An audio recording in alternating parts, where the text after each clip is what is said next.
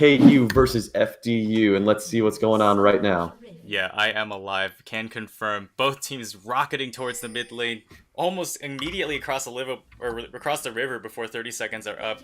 KU playing very aggressively, looking for an early ward at least. No early invades, just some vision to establish where exactly the jungler is going to start. But unknowns to them, Jarvan actually sitting quite happily up in the top lane where Krugs would spawn. Demon Jester going to set up camp near his own red buff instead. Yep, they did manage to get one deep ward onto that blue buff, so we're going to see if the Jarvan does decide to start that blue, but they might just be able to spot that out as Maokai loads up. I'm guessing he's going to load up some saplings. Yep, he's going to load up those saplings over there for the Jarvan to secure that red buff, and they might even look to do the red and blue on the opposite sides of the map, and they might just trade objectives there. Yeah, it means the chances of these junglers actually not a call I'm willing to make right now, because that Jarvan could be looking for something cheeky immediately after taking this red. My impression is that Zach is a little bit squishier in the early game against these jungle camps. He's going to get a nice fat leash from his bot lane, so how nice of them to provide that for him. But we could see this Jarvan start making his way towards the left side of the map rather than down after taking this red buff camp in order to try to mess around with his enemy jungler a little bit. He's going to go towards the Krugs right now. Or sorry, not the Krugs, the Raptors. But they could come pretty close to crossing paths here. Yeah, and it looks like you've got both junglers essentially doing mirrors of each other's paths right now. The Jarvan is going to be a little bit more squishy this game because he did go primary domination tree, so he does have the electrocute, so that will be advantageous for his ganks, but not for his durability if he gets caught out. Yeah, he's actually really low after doing both of those camps. He didn't have the advantage of having a bot lane leash for him, so perhaps that has quite a bit to do with it.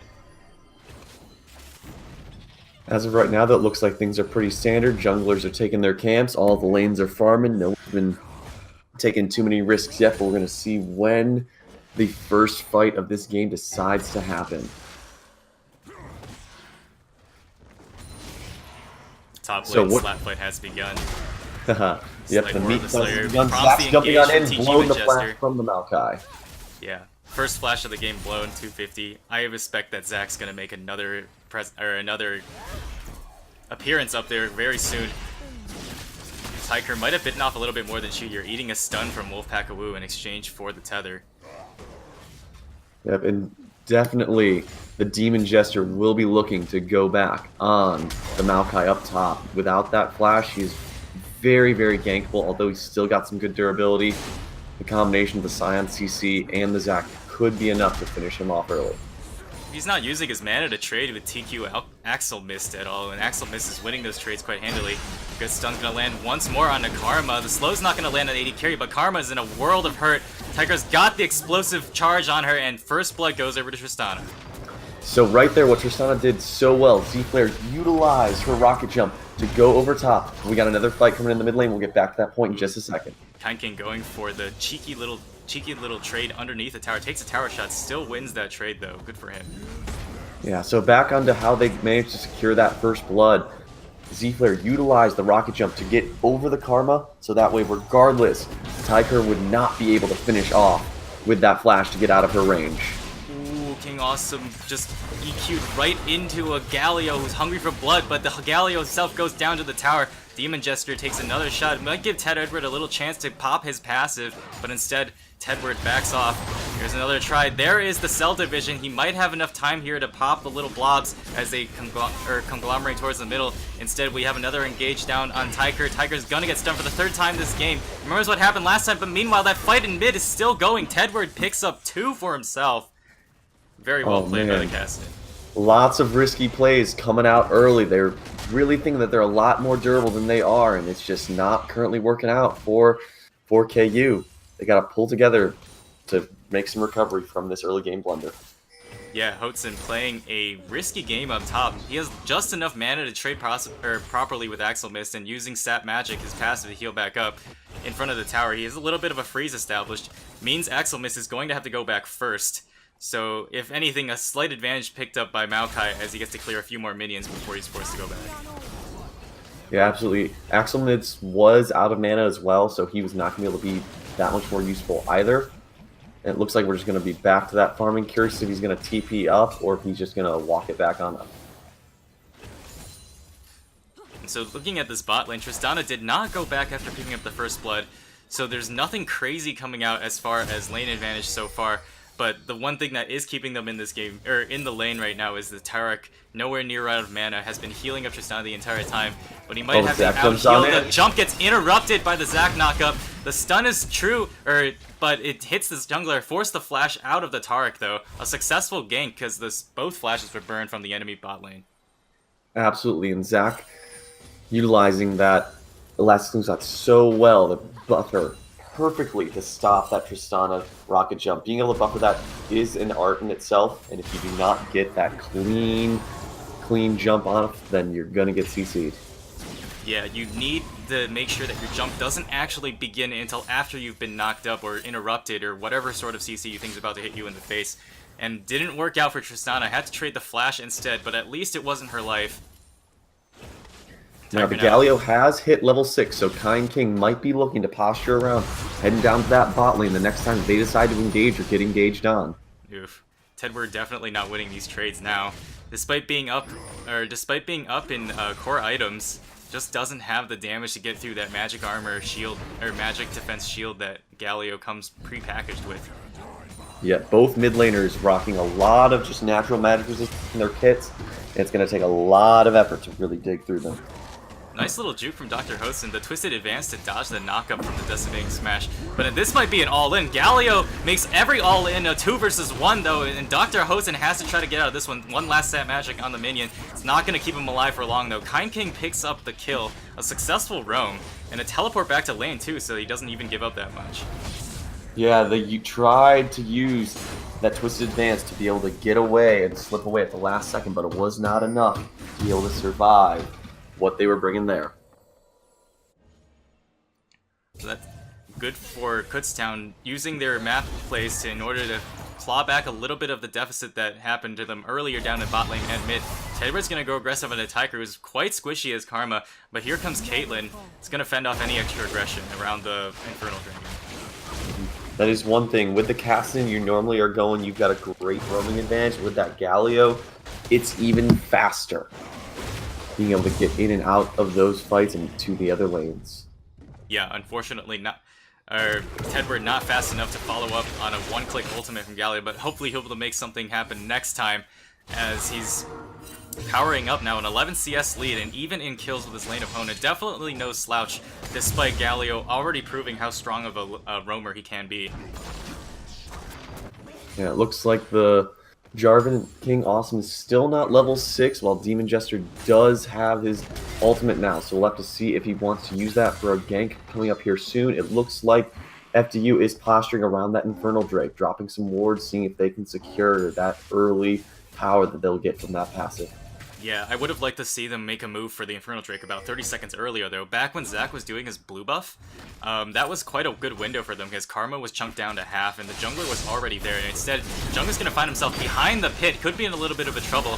Gets knocked airborne. There's not enough damage to follow up. Again, that low damage bot lane, but the rest of them, Galio's definitely not low damage, along with the rest of the base damage from Zac. On the top side, Tedward's going to make that roam come true for Dr. Hotzen. A kill picked up for himself onto the enemy Scion. And now, what are they going to be able to get out of this?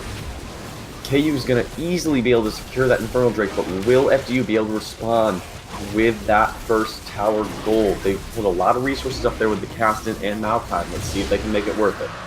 Yeah, they don't kill towers especially quickly. Like, let's hope that Dr. Hotzen has demolished or something like that. But I really doubt that they're going to be able to pick it up on this first one before Scion makes it back in the lane. They're going to try. They're definitely going to try. Oh, I don't think they're not going to be able to make it. Scion utilizes that ult to get up there, and plus they were out of that minion wave anyway. Ziebler's a little caught out here. The tether doesn't snare him. Be able to jump right out of range on Tristana, but now he's down on jump, and he's still trying to call back up here for an extra few minions.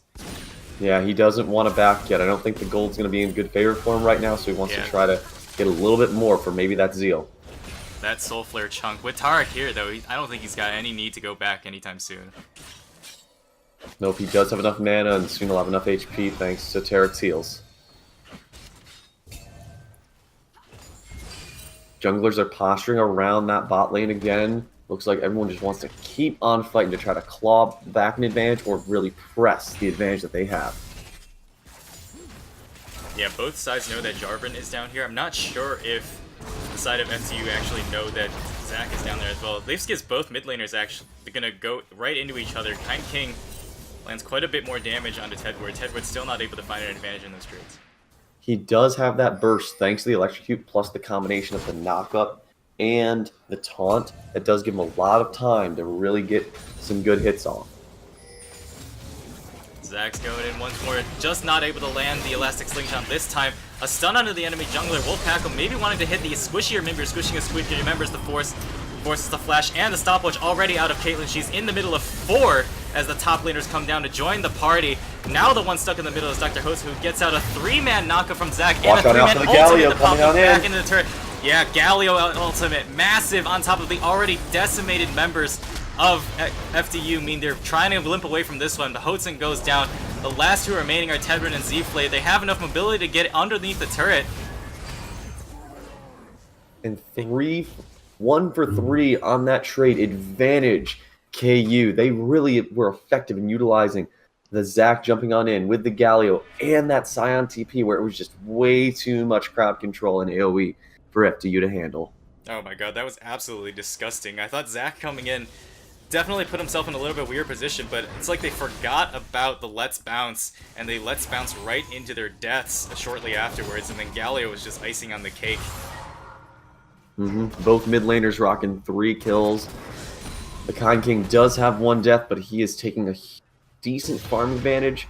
And even with all that, there's just it's a decent, about 2k, 1.5k gold lead that KU has brought up, but it looks like things are still fairly even, not a ton of damage on any of the towers so far. Yeah, with this much of an advantage already at 12 minutes in the game, I would have expected Kutztown to have perhaps first tower gold or something. Instead, that's purely through farm advantage. You have to remember that the first blood extra gold also went over to Tristana on that side, so pretty impressive for Kutztown to put up so much of a lead already so far. Tedward gonna rift walk in faceplant into the wall. Could still be in trouble down there as we watch this slap fight go down in top lane. But no, Cassidy makes it out safely. We'll have to see if ACEL is able to do so either, as he's stuck between a tree and a turret. Decimating Smash is going to miss that time. This fight is still going. There's a Sulfur and a shield. It's going to give ACEL a little bit more of an advantage in this fight as they slowly inch towards death, little by little. Yeah, who is going to win this fight, the tree or the lumberjack? We're finding out here probably not very soon, because it's just a meat fest up here. Oh, but maybe he has a little bit more mana, hasn't used his ultimate, and he goes down to ACEL. Misplayed, unfortunately. Could have gotten out of that one alive. Decimating Smash does bring down the tree, so Dr. Hotson has been taken down. He does not have his teleport either, so the lane will be pushing in favor of KU. Jarvan is coming down, looking for another kill, perhaps, on Tyker. Yeah, he wanted to use the Cataclysm, decided not to as the teleport is channeled. Galio actually completes his teleport. He's going to have to walk back in the lane. Yeah, definitely interesting of them completing it, but I can see them wanting to make sure that they don't decide to anticipate his cancellation and jump on it anyway, because that combination of the J4 ult with Tarek's Cosmic Radiance could be very detrimental against them with the Dazzle as well. Yeah, and altogether, not too much lost for Kind King, so he makes it back in the lane before the wave gets anywhere near his turret. But at least that cooldown is down for the side of FDU. Hero's entrance definitely not burned in that last fight, though, so still an ever-looming threat. Now, at this point, if you are FDU, what is it that you're thinking you've got to do to be able to get yourself back in the driver's seat for this game? Because it looks like they're starting to get steered a little bit further off the road than they'd like to be. I think Jarvan needs to be able to use his early game advantage. It's ever dwindling now as the game extends into near the 15 or 20 minute mark, but it's still there. And if he's able to out-rotate the Zac and make fights happen where Zac isn't there, then they can succeed. But if Zac is there, then the additional threat of the Gallery just makes it so hard for them to win straight-up fights. And in that case, you just have to wait for Tristana to reach 2 items. Absolutely, and you do have both mid laners rocking that Rod of Ages. You got a couple more minutes of a stack worth of it on Ted Wordle versus the Kind King. So we're going to see who can take advantage of that extra bit of HP, mana, and AP that they get from that. Mountain Drake has now spawned, and FDU is posturing around that, but they do not have their jungler present, and wards are getting swept out by the KU squad.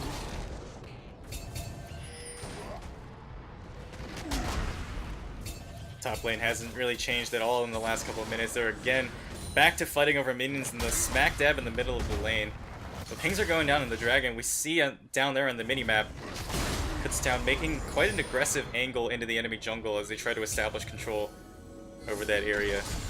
And the teleports are just about up for both top laners, so it looks like either of them could answer, coming on in either from base or from the lane. Yeah, I have no doubt ACEL was looking to go back and buy some items and get ready to teleport in. Instead, he's going to poke Howitson a little bit more here, easily winning these trades now. One last Grasp of the Undying proc to smash that one in. Yeah, the Grasp of the Undying definitely helping him favor in this lane. Let's see who's going to be able to get the advantage. They also want to try to keep each other up here just so that way both of them can stop the other from going into the Dragon Pit, utilizing that Twisted Advance and Arcane Smash or that Decimating Strike.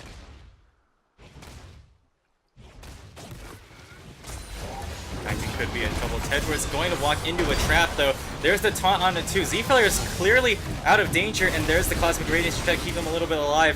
Hero's Entrance not going to find anybody, but Wolfpack Awu and the rest of his team are actually routed away from the pit as Zac pursues deeper into the jungle. Got no trouble to worry about right now. Getting wailed on a little bit by a dragon, but not finding too much. There comes Tedward with the re-engage. Gets a lot of damage on the down and Tiger. And Hotson is the first top laner to arrive. A good flanking ultimate from the side. It's going to snare up a few. But the old Tedward finds the first kill onto Karma, who he damaged before. Wolfpack is going to go down in exchange, but a double kill for Cassidy so far. This is a good fight for FDU. Demon Jester is going to go back, and he might have Cell Division. There's the killing spree for him, and there's the passive popped as well. Tedward has picked up 3 kills so far, and Z-Flare is still wailing around. I don't think Demon Jester is long for this word. The shutdown on him. ACEL missed, the only remaining member of Kutztown alive. He's going to try to slug this one out, but Tedward just laughs in his face as they pick him off into his passive form. Yeah, such a great starting fight for KU, but unfortunately, utilizing that Cosmic Radiance to stop all the damage from the Zac and Caitlyn, and then being able to just walk away to avoid the hero's entrance certainly set them up for an easier success. And then the Maokai coming on in with his ultimate, being able to take all that CC and just barrel it all down the river. Yeah, Kutztown spread themselves out way too thin in the beginning of that fight, lining themselves up for a perfect position ultimate from Maokai, in addition to using ultimates like Hero's Entrance very early on. Means that they aren't able to secure that dragon. Now, fortunately for them, they did kill off King Awesome, preventing FDU from taking the dragon as well. And they weren't able to grab much off of it, but an ace this early into the game, certainly not very confidence-inspiring for Kutztown. Oh, absolutely. FDU, we were talking earlier about how they can claw back that lead. They definitely can claw back that lead, taking back that gold disadvantage they had and turning it into about a 400 gold advantage here. Yeah, that's a lot of scary kills onto a scary Cassidy. He's down 40 CS, but that last team fight is definitely going to change the picture of how we think he'll do in the fights to come. Able to dash in and out so well during that last fight, not to mention Z-Flare's positioning. He was just so safe that entire fight because of where Zac actually forced him to be. And both Tristana and Cassidy rocking that 2-item spike, that Lichbane Rod of Ages and that Infinity Edge with Static Shiv. They are both very, very large threats with 6 and 3 kills respectively and no deaths to either of their names. So they're going to redo this dragon dance once more. This time both top laners do not have teleport anymore. Kutztown's actually posturing around the middle turret, electing to trade that for the mountain dragon. There's the first turret of the game, but there's no doubt in my mind that FCU is going to grab Mountain Drake in exchange. And for first turret, it might be a bit of a tough exchange for FCU to swallow. Absolutely, but if they manage to get that Rift Herald as well, then KU's going to be able to take advantage there. Looks like FDU is prolonging the Rift Herald and making their way right down to try to punch through maybe both that first and second inner tower. But unfortunately, it has hit 20 minutes. Rift Herald is gone. It's replaced with the Baron, but they're going to take advantage of that and say, you know what? Here comes the 5-man dive. Hudson hates his life right now. Had to flash away from the safety of his own turret. Oh my god. the ace in the hole, just barely not enough to finish off, and a cheeky little sap magic slap onto the Krugs to give himself a little bit more healing. Is Stretching Strike going to find him? He's still on the run and still alive. Very well done by Dr. Hotzen so far. Surviving a 5-man dive up in the top lane. Oh, he did stop to kill the ward though. Wasn't able to run away from Zach for long enough. Oh, feels bad. He just about got away. If it wasn't for that meddling ward, he probably would have made it out. Or maybe just got a little bit too distracted. Ooh, Shiny stopped by and unfortunately met his demise. Thankfully for FDU, took that opportunity to take down the first inner turret of the game. They got 3 turrets within the last, I would say, 30 or 45 seconds. Well played by them to exchange for that top lane death and the top lane tower kill. And with those now 3 turrets that they got off that trade, they managed to secure themselves about a 1k gold lead. So recapping this entire last bit, KU managed to get the top and middle outer towers along with a kill on Dr. Hotzen versus FDU was able to secure that mountain dragon in both of the bottom towers of KU. Yeah, at first glance, these teams have been, if not directly matching, then sort of counter-matching each other in their map rotations, and they're both pretty even across the board right now. Although I would give the advantage over to FDU just because of that kill distribution. 6 kills on their mid laner and 3 on their AD carry, whereas the other team, they've got them all kind of spread out. So I still anticipate that the team fights will go in the favor of FDU, but it also depends hugely on execution. We saw what kind of crazy damage that Kutztown can put out if they're able to get a perfect initiation, and we'll have to see if that happens later. So far, Tristana has been relatively untouched, and you can tell by her score she's been having a hell of a time in these fights. But you've got the Galio split pushing in that bot lane. They do have the double teleport, so they can really effectively utilize that. And jumping on in, Zach's coming on in, and we're going to see if that Hero's Entrance comes in as well. Cosmic Radiance is launched as well as that Avalanche. Yeah, Caitlyn just got clapped in the beginning of that fight. And FDU is playing this anti-split push strategy so well. They're electing a group up as 5. They know that the enemy team's going to be split, and they go for the deep dive immediately. And Cassinan at this point is enough to just immediately blow up the enemy AD carry. But he might be the one getting blown up this time instead. The shutdown underneath the tower. Z-Flare was trying to kill the tower instead rather than hitting enemies at that point. And Wolfawoo, last person to have to flash away as Dr. Hosen tries to run a little bit of interference, keep his teammates alive. Tristana wants more though. Taking pot shots to Axel missed on the backside. Hotzen goes back in with the twisted advance. King of Awesome hanging around the side. He wants to go back in and get some of that fun too. Kind King is able to find the taunt of Tristana. This could be Tristana's death for the first time this game. But Demon Jester, both junglers were super low coming back into that. Demon Jester even lower than his enemy, does die as a result, and now TQ Axel missed. Oh, the taunt to hit Tristana in midair means he's not able to kill off Sion, and now he has to back off away from Kind King, who hasn't taken any damage at all this fight. The shutdown on time from him, and now Dr. Hotzen, who elected to go back in on the re-engage, finally dies at the end of that fight. And I would say advantage to Kutztown, actually able to clean up after ACEL was able to respawn. Such great team fighting play from the tanks of Kutztown. The Galio and the Sion managing to maintain their status and kite around them and duel back and forth long enough to have both Karma and Caitlyn respawn and get all the way back to the middle of the map to help finish off that fight. And oh no, Dr. Hotzen, his team had the advantage. They almost had the turret as well. They backed out. They could have gotten out cleanly, but instead, making the call to go back in. Uh-oh. Wolfpack Woo has disconnected, and we're gonna have a pause as a result as we try to figure out what's going on with his computer. Unfortunately, the internets can sometimes betray you, but while we've got this pause, let's take a brief moment to restock kind of what happened there and how things fell apart for FDU. For me, I'm pretty sure that it was just when Z-Flare decided to try to jump back in right at that inner tower. They could have probably finished off the tower, but they wanted to greed for those kills, and I'm pretty sure that that's just what set everything in motion. What are your thoughts on that? Yeah, Kind King was heavily underestimated in that last team fight. Lowest he ever got was around 50% HP, and he's full damage Galio, and Tristana pretty much jumped right into his waiting wings, trying to finish off a tank of all characters as well on the opposite side. I don't even know if Axel actually died at the end of that fight, and I don't think he did. Now Z-Flare has picked up that last Whisper, so he will be able to start to get a little bit more damage on these 3 tanks on the side of KU, but will it be enough if his team is not able to kite for him? We'll have to see. still in this pause. So let's kind of take some stock at what's next for each of these teams. First, starting off with KU, what do you think their focus is going to be next? It's going to be on those towers or maybe turning towards that Baron?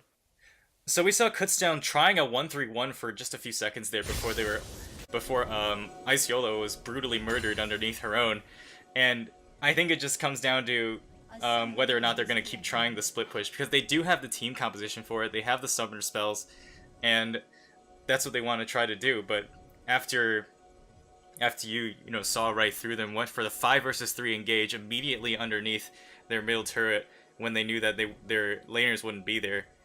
It's a risky proposition, but I also think it's their win condition. I think having Galio split push, especially a Galio that's 62, not the worst decision in the world, but he does have to be able to get back in time to save his carry, because that time it definitely did not happen.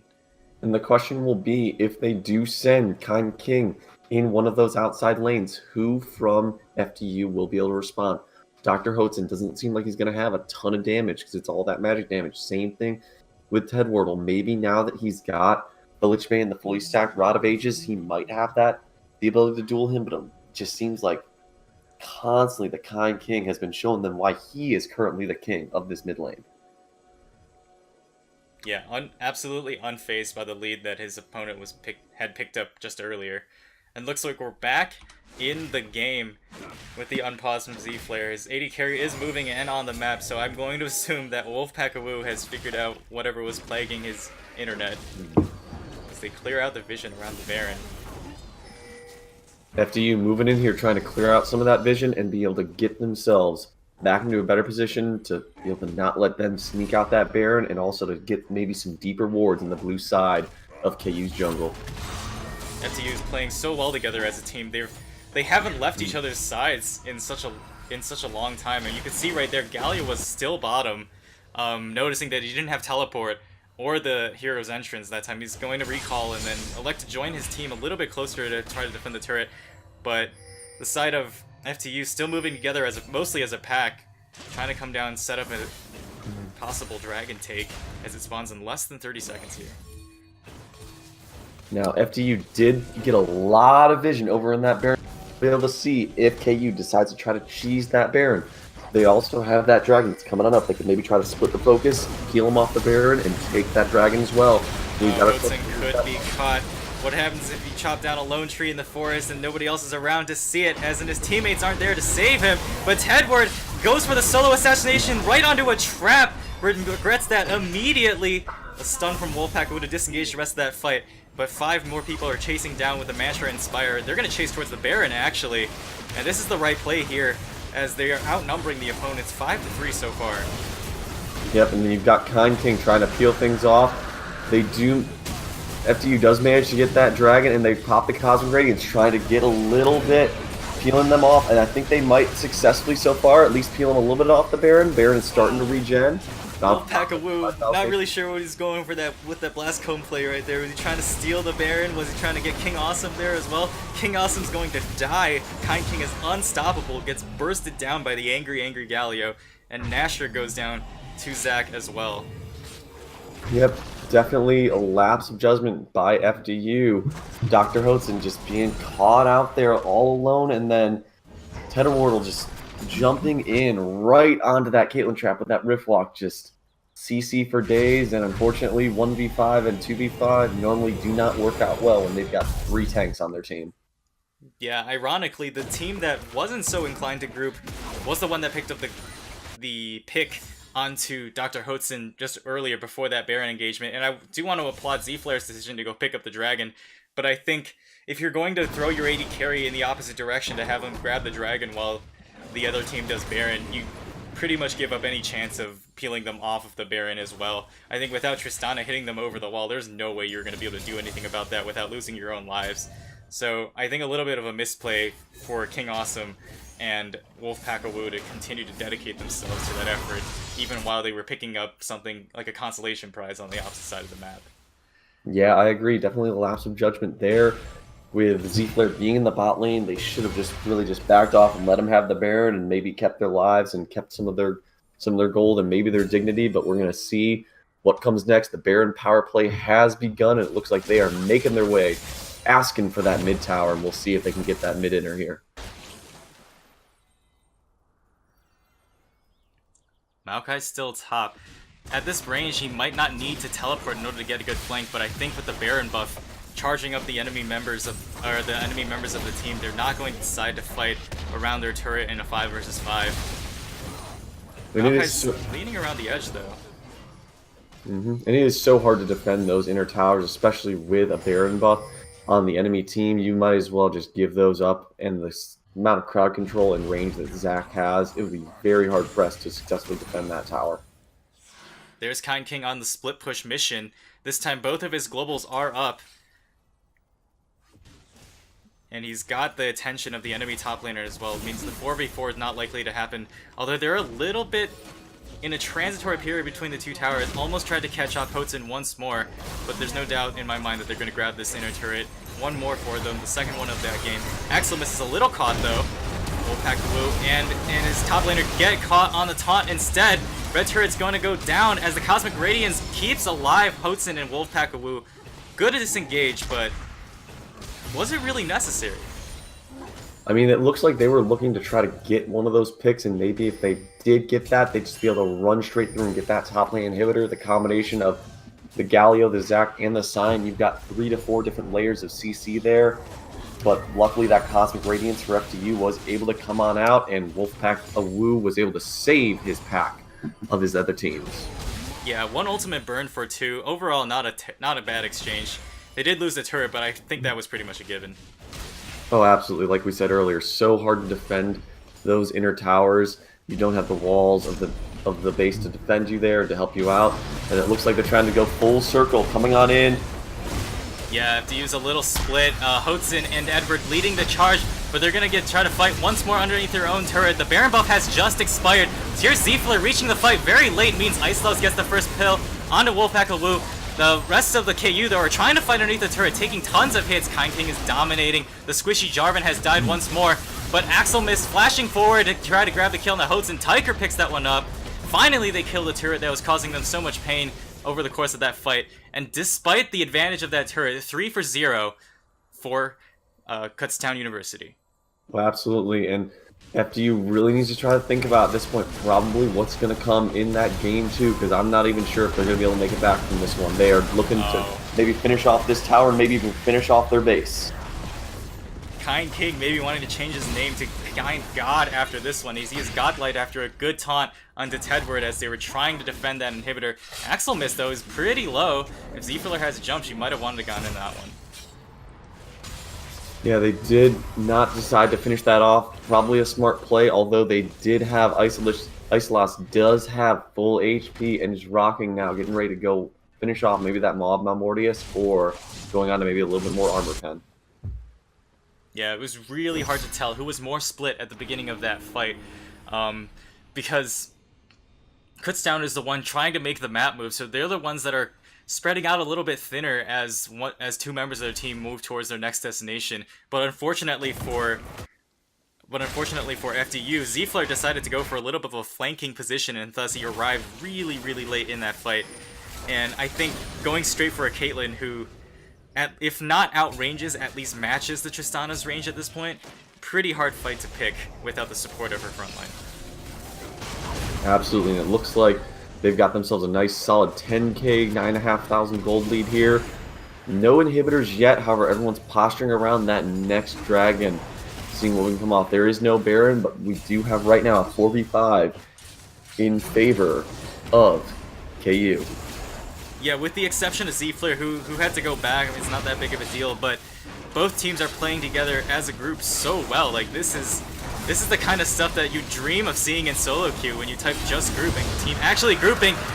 Tedward's not going to find the steal, but blue team actually secured that one on Caitlyn. Tedward's going to come back in, though. There's a huge conglomerate. Zfler had to jump out of the start. Tyker goes down first, means this is an advantage for Red side, but instead Zfler jumps right to his death at the hands of Icelouse, and a shutdown on a Caitlyn means it's a 3 versus 3 tank fight in the middle jungle here. Kind King, though, might as well be a carry instead of a tank at this point. He's legendary with 8 uninterrupted kills. Dr. Hosen's going to be his next target. 1 more picked up for Legalio.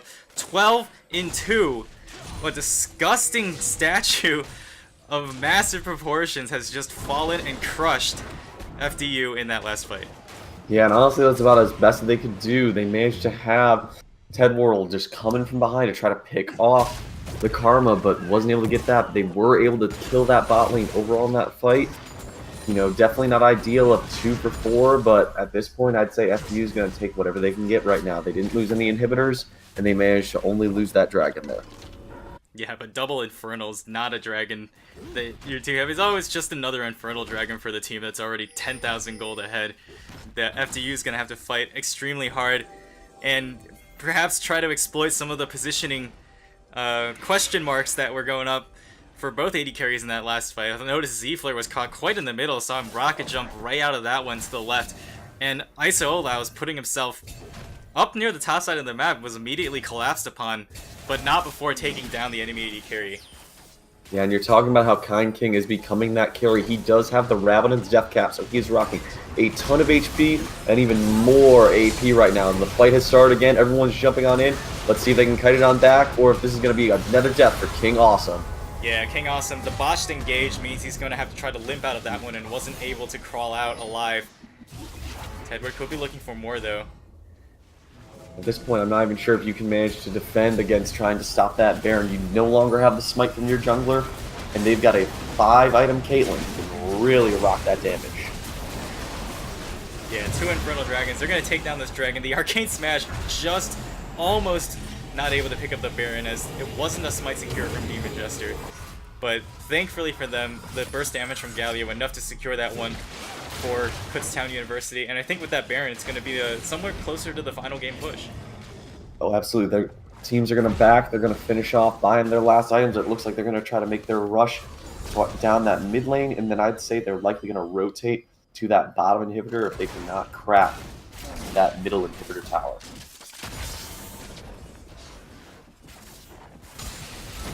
A little bit more spread out here. Galio is still the split push threat.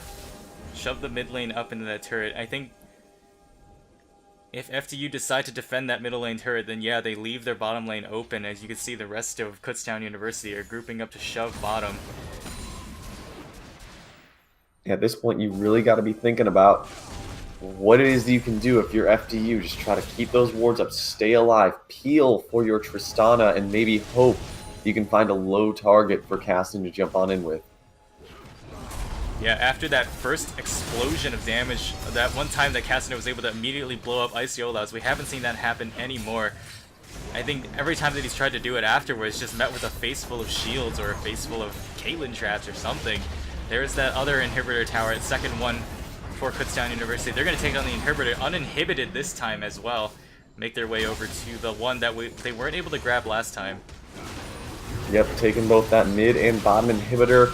They're playing really well of keeping those 2 tanks in the front line with a ton of HP and a ton of shields available. You've got Dead Man's Plate and Thornmail on the Zac. You've got Adaptive Helm, Locket, and Sunfire Cape on the Scion. So that Locket shield that you saw in that last fight, that was well over 1,000 on that Locket shield. And that's all thanks to the amount of HP that Scion has. Wow, that's incredible. I haven't seen a Locket built on a top laner in a long time, too. But we can see here that this is a very supporty build. The Locket, in addition to the, I gotta remind myself what it's called there, the Knight's Vow, an additional buff for Caitlyn. Some really disgusting setup from a 5-2 Scion. Absolutely, and correction on that, 793 damage shield. So that's still not necessarily 1,000, but I'd still say that's a ton of shield damage right there. I think we can afford to round up, especially when the team is 13,000 gold ahead. Baron buff still not expired. FDU have been playing these Baron Sieges very patiently. They didn't decide to go for that last fight until the Baron buff had worn off, but it means they're not likely to do much in the next couple seconds. Hotzen gets chucked down to half. Baron on for about another 20 to 30 seconds here. You do have that mid lane wave getting ready to crash in with those supers. FDU did manage to posture out that bottom lane to keep it at bay for a while, but soon you're going to have that crashing in with double supers. The question is going to be, who can manage to hold off here? Who's going to win this game of chicken? Are they going to give up the tower, or are they going to give up those Nexus? Oof, if FDU wants to keep their base alive, they have to do something now, and do do something very well, because Demon Jester just blew his engage. He's down to less than a quarter, but instead the flash from Kind King is going to be their choice of engage. Another legendary kill for him. The King Awesome's going to be able to pop the Cataclysm and get out of that one, but ICOLS has taken down the tank from the enemy side. Another kill onto Jarvan, and the third inhibitor means this game is likely over. Remember, there's no flash for Kind King anymore, but it doesn't matter. He's going to smack that Tedward into the ground, and they're going to smack these turrets in the ground as well. Z-Flare's the only one left alive, and just barely. He took a massive crit from Caitlyn right there. Means he's going to have to heal up in base, and it's not enough time for him to come back and pull off a victorious 1v5 as Kutztown take the first game against FDU. Dropping that penguin dab right there at the end. They managed to take them down. Absolutely an amazing game.